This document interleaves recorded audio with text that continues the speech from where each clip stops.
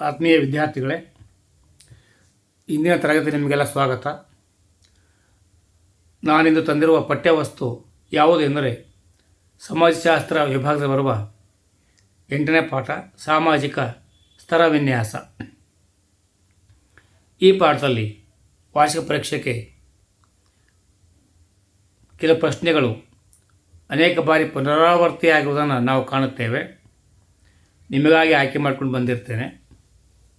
ಪರೀಕ್ಷೆಯಲ್ಲಿ ಸೋಲು ಎಂಬುದು ಬರಬಾರದು, ಅದಕ್ಕಾಗಿ ಈಗ ಒಂದಂಕದ ಪ್ರಶ್ನೋತ್ತರ ನೋಡ್ಕೊಂಡು ಬರುವ. ಸಾಮಾಜಿಕ ಸ್ತರ ವಿನ್ಯಾಸ ಎಂದರೇನು?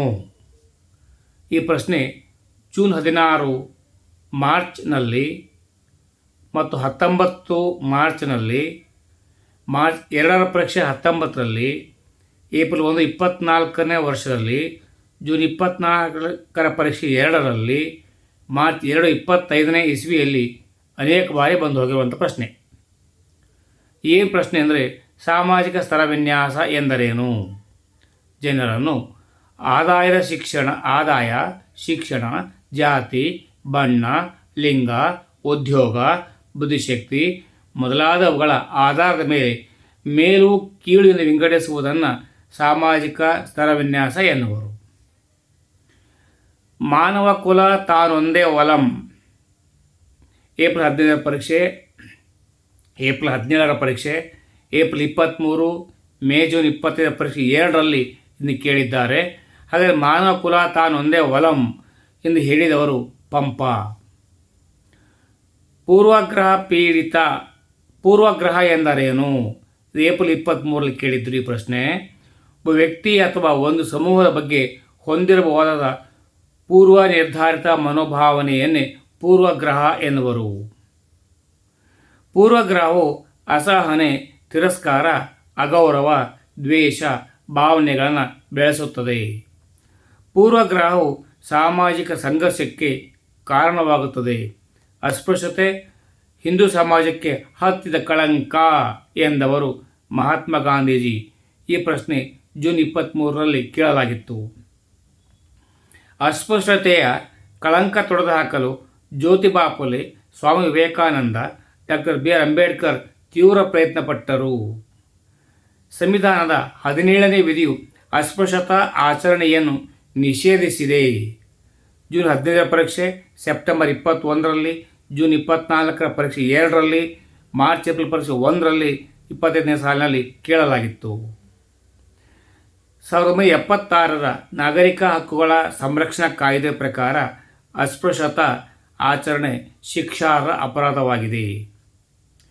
ಹೆಚ್ಚುತ್ತಿರುವ ಸಾಕ್ಷರತೆ ಮತ್ತು ಸಾಮಾಜಿಕ ಜಾಗೃತಿಯಿಂದಾಗಿ ಇತ್ತೀಚೆಗೆ ಅಸ್ಪೃಶ್ಯತಾ ಆಚರಣೆ ಕಡಿಮೆಯಾಗುತ್ತಿದೆ. ಅಸ್ಪೃಶ್ಯತಾ ಅಪರಾಧಗಳ ಕಾಯ್ದೆ 1955ರಲ್ಲಿ ಜಾರಿಗೊಳಿಸಿದೆ. ಸೆಪ್ಟೆಂಬರ್ 21ರಲ್ಲಿ ಈ ಅಂಶವನ್ನು ಕೇಳಲಾಗಿತ್ತು.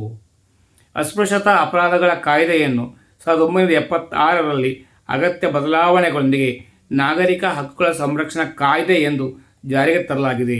ಮಾರ್ಚ್ 1ರ 25ರ ಪರೀಕ್ಷೆ, ಜುಲೈ 21ರ ಪರೀಕ್ಷೆಯಲ್ಲಿ ಈ ಪ್ರಶ್ನೆಯನ್ನು ಕೇಳಲಾಗಿತ್ತು. ಸಾಮಾಜಿಕ ಸ್ತರ ವಿನ್ಯಾಸವು ಎಲ್ಲ ದೇಶಗಳಲ್ಲೂ ಒಂದೇ ತೆರನಾಗಿಲ್ಲ, ವಿವರಿಸಿ. ಸಾಮಾಜಿಕ ಸ್ತರ ವಿನ್ಯಾಸವು ದೇಶದಿಂದ ದೇಶಕ್ಕೆ ಭಿನ್ನವಾಗಿದೆ, ಹೇಗೆ? ಏಪ್ರಿಲ್ 23 ಮತ್ತು ಜೂನ್ 23ರಲ್ಲಿ ಈ ಪ್ರಶ್ನೆ ಕೇಳಲಾಗಿತ್ತು. ಭಾರತದಲ್ಲಿ ಸಾವಿರಾರು ವರ್ಷಗಳಿಂದ ಜಾತಿಯ ಪದ್ಧತಿ ಆಧಾರದಲ್ಲಿ ಸ್ತರ ವಿನ್ಯಾಸ ಅಸ್ತಿತ್ವದಲ್ಲಿದೆ. ಅಮೆರಿಕದಲ್ಲಿ ಬಿಳಿಯ ಚರ್ಮದ ಜನರು ಕಪ್ಪು ಚರ್ಮದ ಜನರನ್ನು ಗುಲಾಮರಂತೆ ನಡೆಸಿಕೊಂಡು ಮಾರಾಟ ಮಾಡುತ್ತಿದ್ದರು. ಕೆಲವು ದೇಶಗಳಲ್ಲಿ ಬಡವರು ಮತ್ತು ಶ್ರೀಮಂತರು ಎಂಬ ಭೇದ ಭಾವ ಕಂಡುಬರುತ್ತಿದೆ. ಸಾಮಾಜಿಕ ಸ್ತರ ವಿನ್ಯಾಸದ ಪರಿಣಾಮಗಳನ್ನು ತಿಳಿಸಿ. ಅಸಮಾನತೆಯನ್ನು ಉಂಟು ಮಾಡುತ್ತದೆ, ಭಿನ್ನತೆಯನ್ನು ಉಂಟು ಮಾಡುತ್ತದೆ. ಇದು ಕೀಳು ಎಂದು ವರ್ಗೀಕರಿಸಲ್ಪಟ್ಟಿರುವ ಜನರನ್ನು ಅವಮಾನಿಸುತ್ತಿದೆ. ಉದಾಹರಣೆಗೆ, ಅಮೆರಿಕದಲ್ಲಿ ಕಪ್ಪು ಜನರು ಬಿಳಿಯ ಜನರ ಶಾಲೆಗೆ ಹೋಗುವಂತಿಲ್ಲ. ಭಾರತದಲ್ಲಿ ಅಸ್ಪೃಶ್ಯರು ಸಾರ್ವಜನಿಕ ಕೆರೆ, ಬಾವಿ ನೀರನ್ನು ಬಳಸುವಂತಿಲ್ಲ. ಆದರೆ ಈಗ ಹಾಗೇ ಉಳಿದಿಲ್ಲ, ಎಲ್ಲರೂ ನೀರನ್ನು ಬಳಸ್ತಾ ಇದ್ದಾರೆ. ಪೂರ್ವಗ್ರಹಕ್ಕೆ ಕಾರಣಗಳಾದವು: ಜಾತಿ ತಾರತಮ್ಯ, ಲಿಂಗ ತಾರತಮ್ಯ, ಪ್ರಾದೇಶಿಕ ತಾರತಮ್ಯ, ಬಡವ ಬಲ್ಲಿದ ನಿಮ್ಮ ತಾರತಮ್ಯಗಳೇ ಪೂರ್ವಗ್ರಹದ ಕಾರಣಗಳಾಗಿವೆ. ಅಸ್ಪೃಶ್ಯತೆ ಒಂದು ಸಾಮಾಜಿಕ ಪಿಡುಗು, ಹೇಗೆ? ಅಸ್ಪೃಶ್ಯತೆಯನ್ನು ನಮ್ಮ ಸಮಾಜದ ಅಮಾನುಷವಾದ. ಗಾಂಧೀಜಿಯವರು ಅಸ್ಪೃಶ್ಯತೆ ಹಿಂದೂ ಸಮಾಜಕ್ಕೆ ಕಳಂಕ ಎಂದು ಹೇಳಿದ್ದರು. ಅಸ್ಪೃಶ್ಯತೆ ಪರಿಣಾಮದಿಂದ ಕೆಳಜಾತಿಗಳು ಸಾಮಾಜಿಕ, ಸಾಂಸ್ಕೃತಿಕ, ಧಾರ್ಮಿಕ, ಶೈಕ್ಷಣಿಕ ಹಾಗೂ ರಾಜಕೀಯ ಅವಕಾಶ ಪಡೆಯುವುದರಿಂದ ವಂಚಿತವಾದವು. ಈ ಸ್ಥಿತಿ ಕೆಲವು ಶತಮಾನಗಳವರೆಗೂ ಮುಂದುವರೆದಿದ್ದವು. ಅಸ್ಪೃಶ್ಯತೆ ನಿವಾರಣೆಯ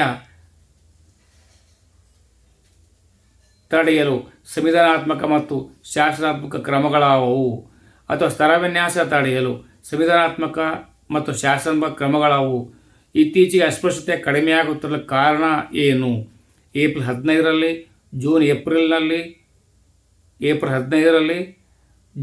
15ನೇ ಸಾಲಿನಲ್ಲಿ, ಏಪ್ರಿಲ್ 17ರಲ್ಲಿ, ಜೂನ್ 17ರ ರಾಪು ಪರೀಕ್ಷೆಯಲ್ಲಿ, ಏಪ್ರಿಲ್ 18ರಲ್ಲಿ, ಜೂನ್ 18ರಲ್ಲಿ, ಏಪ್ರಿಲ್ 19ರಲ್ಲಿ, ಮಾರ್ಚ್ 1ರ ಪರೀಕ್ಷೆ 19ರಲ್ಲಿ, 21 ಸೆಪ್ಟೆಂಬರ್ 20ರಲ್ಲಿ, 22ನೇ ಏಪ್ರಿಲ್, 22 ಜೂನ್, 22 ಮಾದರಿ, 23 ಆಗಸ್ಟ್ 24ರ ಪರೀಕ್ಷೆ 3ರಲ್ಲಿ, ಮಾರ್ಚ್ 3 25ನೇ ಸಾಲಿನಲ್ಲಿ, ಮೇ ಜೂನ್ ಪರೀಕ್ಷೆ 25ರ ಪರೀಕ್ಷೆ 2ರಲ್ಲಿ, ಜುಲೈ 25ರಲ್ಲಿ ಪರೀಕ್ಷೆ 3ರಲ್ಲಿ ಇದನ್ನು ಕೇಳಲಾಗಿತ್ತು. ಸಂವಿಧಾನದ 17ನೇ ವಿಧಿಯು ಅಸ್ಪೃಶ್ಯತಾ ಆಚರಣೆಯನ್ನು ನಿಷೇಧಿಸಿದೆ. ಅಸ್ಪೃಶ್ಯತಾ ಅಪರಾಧಗಳ ಕಾಯ್ದೆಯನ್ನು 1955ರಲ್ಲಿ ಜಾರಿಗೊಳಿಸಿದೆ. 1976ರಲ್ಲಿ ನಾಗರಿಕ ಹಕ್ಕುಗಳ ಸಂರಕ್ಷಣಾ ಕಾಯ್ದೆ ಅಸ್ಪೃಶ್ಯತಾ ಆಚರಣೆ ಶಿಕ್ಷಾರ್ಹ ಅಪರಾಧವಾಗಿದೆ. ಸಾರ್ವತ್ರಿಕ ಮತದಾನದ ಹಕ್ಕನ್ನು ನೀಡಲಾಗಿದೆ. ದೇಶದ ಎಲ್ಲ ನಾಗರಿಕರಿಗೂ ಸಮಾನ ಹಕ್ಕನ್ನು ನೀಡಲಾಗಿದೆ. ಹಿಂದುಳಿದ ಜಾತಿಯವರಿಗೆ ಶೈಕ್ಷಣಿಕ, ರಾಜಕೀಯ, ಆರ್ಥಿಕ ಮತ್ತು ಉದ್ಯೋಗಾವಕಾಶಗಳಲ್ಲಿ ಮೀಸಲಾತಿ ಕಲ್ಪಿಸಲಾಗಿದೆ. 1989ರ ಶಾಸನವು ಅಸ್ಪೃಶ್ಯತೆಯ ನಿರ್ಮೂಲನಾ ಕುರಿತ ತೆರಿಗೆ ಜವಾಬ್ದಾರಿಗಳು ರಾಜ್ಯ ಸರ್ಕಾರಗಳಿಗೆ ನೀಡಲಾಗಿದೆ. ಎಲ್ಲ ನಾಗರಿಕರಿಗೂ ಸಮಾನ ಅವಕಾಶ ನೀಡಲು ಪ್ರಯತ್ನ ನಡೆಸಲಾಗಿದೆ. ಅದು ವಿದ್ಯಾರ್ಥಿಗಳೇ, ಈ ಪ್ರಶ್ನೆಗಳೇ ಮತ್ತೆ ಪುನರಾವರ್ತನೆ ಆಗ್ತವೆ. ಚೆನ್ನಾಗಿ ಅಭ್ಯಾಸ ಮಾಡಿಕೊಳ್ಳಿ. ಪರೀಕ್ಷೆ ಹೆಚ್ಚು ಅಂಕ ಗಳಿಸಿ. ಶುಭವಾಗಲಿ. ಸರ್ವೇ ಜನೋ ಸುಖಿನೋ ಭವಂತು. ಜೈ ಹಿಂದ್, ಜೈ ಕರ್ನಾಟಕ, ಜೈ ಭಾರತ್ ಮಾತೆ.